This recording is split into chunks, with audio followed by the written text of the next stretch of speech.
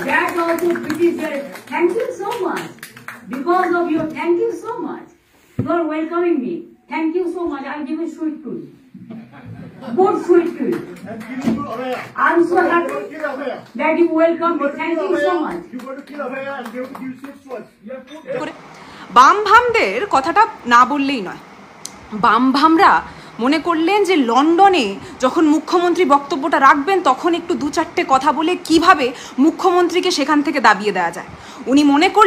ওনারা মনে করলেন যারা নিজেদেরকে খুব সুশিক্ষিত দাবি করেন তারা ভাবলেন যে যখন মুখ্যমন্ত্রী বক্তব্যটা রাখছেন তখন যদি একটু কোনো কেন্দ্রিকভাবে আমরা দু চার কথা বলে মুখ্যমন্ত্রীর বক্তব্যটাকে ডিস্ট্র্যাক্ট করে দিতে পারি তাহলে এই ঐতিহাসিক যেই কথাটা ওরা বলছে বাংলাকে বিশ্ব দরবারে ছোট করা যাবে। মুখ্যমন্ত্রী কিন্তু সেখানে শুধুমাত্র একজন মুখ্যমন্ত্রী হিসাবে যাননি, অর্থাৎ শুধুমাত্র মমতা বন্দ্যোপাধ্যায় হিসাবে যাননি, উনি কিন্তু সেখানে উপস্থিত হয়েছিলেন, বিশ্ব দরবারে উপস্থিত হয়েছিলেন বাংলার একজন রিপ্রেজেন্টেটিভ হিসাবে। তো যারা নিজেদেরকে শিক্ষিত বলে অর্থাৎ এই বাম এবং ভাম সমর্থকরা তাদের জন্য এই লাইফটা করতে বাধ্য হচ্ছে। মমতা বন্দ্যোপাধ্যায় অত্যন্ত বুঝদার মানুষ, অত্যন্ত সুশিক্ষিত মানুষ, উনি সৌজন্যতা আবারও বজায় রেখেছেন। উনি যেই কথাটা 2011 সালে বলেছিলেন ওই কথাটাই উনি আবার রিপিট করেছেন যে না মানে এই বাচ্চাদের সাথে আমি কোনো কেন্দ্রিক দুর্ব্যবহার করব না বা যেই ভাষায় ওরা কথা বলছে সেই ভাষায় আমি উত্তরটা দেব না। আমরা কি দেখলাম মুখ্যমন্ত্রী আবারও সৌজন্যতা বজায় রাখলেন। মুখ্যমন্ত্রী একটা কথাই স্পষ্টভাবে বললেন যে যদি ক্ষমতা থাকে তাহলে এই জিনিসটা আপনি বাংলায় এসে আপনার পার্টিটাকে একটু শক্তিশালী করে দেখান না।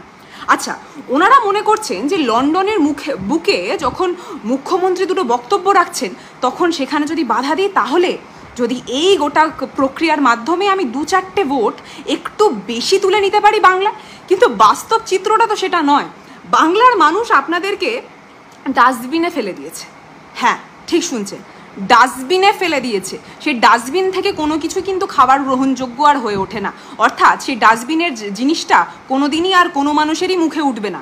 এই জিনিসটা একটু সুন্দরভাবে নিজেদের মাথায় গেঁথে নিন না। এত কেন অসুবিধা হচ্ছে? একটা ছেলে পাশে দাঁড়িয়ে উনি বললেন যে what have you done for Jadavpur university's case? What case sweetheart? What case, to be very specific, what case you are talking about?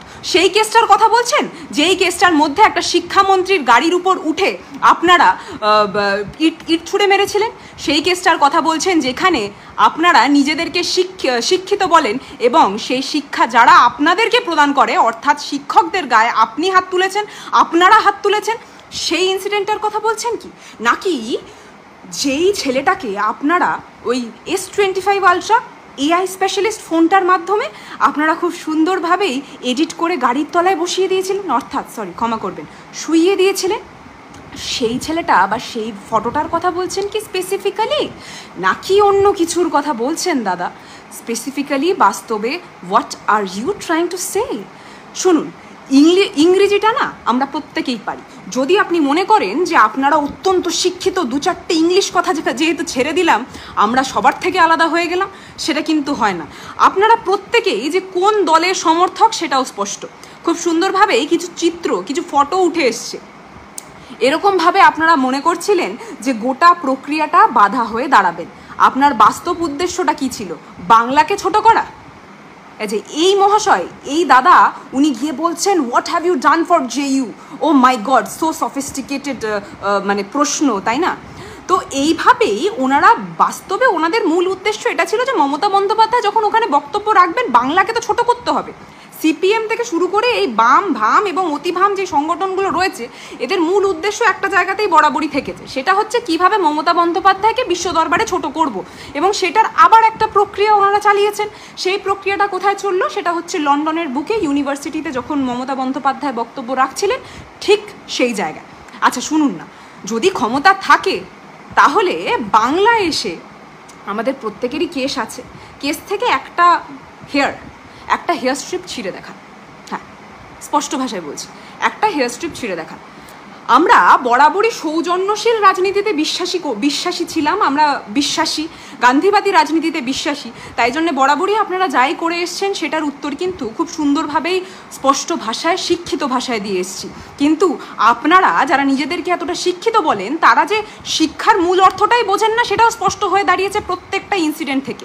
সেই জিনিসটা JU এর ইনসিডেন্ট হোক, সেই জিনিসটা তার আগে স্বপ্নদ্বীপকে মেরে ফেলা থেকে শুরু করে প্রত্যেকটা ইনসিডেন্টে।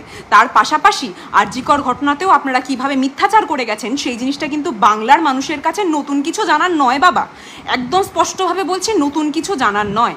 And specifically when it comes to your English skills, I would surely say that we are educated as well to speak in proper English forms. তো বাস্তবে কথাটা হচ্ছে যদি ইংরেজি একটু আপনারা মানে অনেক সময় প্রকাশ করতে আসেন আপনাদের শিক্ষার মাধ্যমে, we are quite educated enough to reply all your stuffs in proper English or any other language what you are wanting us to reply in. Very specifically I'm telling this. So sweetheart, we all are very much educated and we all know what your main intentions were. We are very clear. Banglar prottekta manushe kintu bhishon bhabe sposhto about all your intentions. The people who are actually telling themselves to be very much educated, I just want to say them, এডুকেশনটা কিন্তু শুধুমাত্র পুঁথিগত শিক্ষা থেকে আসে না। Education is also about social being socially educated.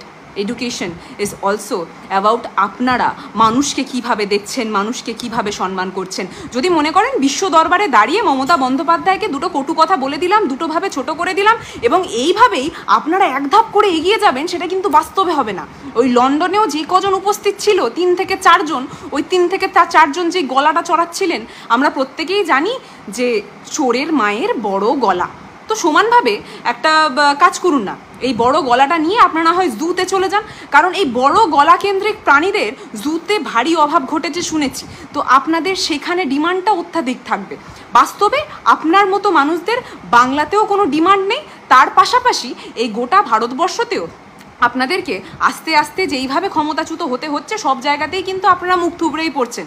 যদি মনে করেন ওই শিক্ষার জোর আমরা শিক্ষিত এই জিনিসটা বলে এই জিনিসটা দেখিয়ে বিশাল কেন্দ্রিক এগিয়ে যেতে পারবেন, সেটা কিন্তু হবে না। সেটা যদি হওয়ার হতো 0 থেকে 1 অন্তত হতেন, সেই জিনিসটারও তো ক্ষমতা নেই, সেই জিনিসটাও তো করে উঠতে পারছেন না। মুখ্যমন্ত্রীকে লন্ডনে যখন উনি বক্তব্য রাখছেন, যখন উনি গোটা বাংলাকে রিপ্রেজেন্ট করছেন, তখন একটু গলা ছাড়িয়ে তখন একটু দেখালেন যে কিভাবে মমতা বন্দ্যোপাধ্যায়কে একটু ছোট করে দিলাম। দেখুন না, মমতা বন্দ্যোপাধ্যায় যে হাসি মুখে থাপ্পড়গুলো মেরেছে, আশা করছি আজকে সেইগুলো আপনাদের খুব সুন্দরভাবে হজম হইয়া অন্তত একটা হজমি খেয়ে নেবেন। কারণ যেই থাপ্পড়টা মেরেছে সেটা হজম করার জন্য আপনাদের 2টো হজমি খেতে হবে, এইটুকুনি আমি স্পষ্ট। যেই থাপ্পড়টা উনি খুব সুন্দরভাবেই মেরেছেন, আমি দিদিকে এবং প্রত্যেকটা যারা উপর মহলের নেতৃত্বরা রয়েছে তাদেরকে একটা কথা বারবার বলবো যে প্রত্যেকটা মানুষ, বাংলার প্রত্যেকটা তৃণমূল সমর্থক, তৃণমূল কর্মীরা যাদেরকে নিয়ে আমাদের বাংলার তৃণমূল, সেই প্রত্যেকটা সমর্থকের কিন্তু 2011 থেকেই এদের প্রত্যেকের উত্তর এদের ভাষায় দেওয়ার ইচ্ছে ছিল।